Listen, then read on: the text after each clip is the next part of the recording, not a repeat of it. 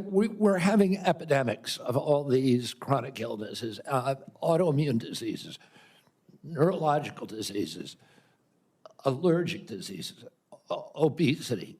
When my uncle was president, 3% of Americans were obese. Today, 74% of Americans are obese or overweight.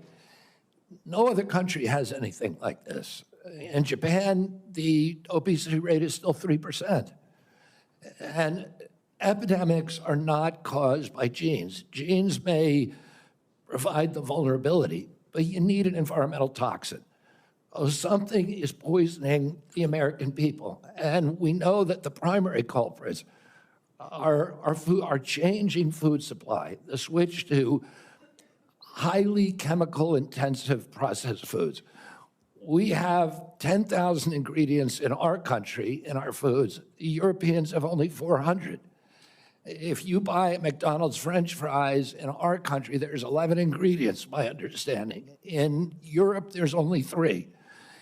If you buy Fruit Loops in our country, they're loaded with food dyes, with yellow dye, red dye, blue dye, and many other ingredients.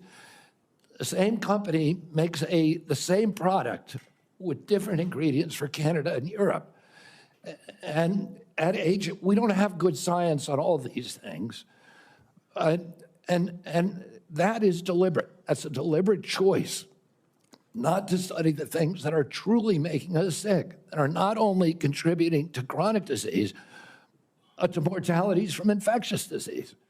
We need to get a handle on this, because if we don't, it's an existential threat. Our country is not going to be destroyed because we get the marginal tax rate wrong, or because we get one of these culture war issues that we've been talking about today wrong. It's going to be destroyed if we continue down this trajectory of chronic disease. We need to fix our food supply, and that's the number one.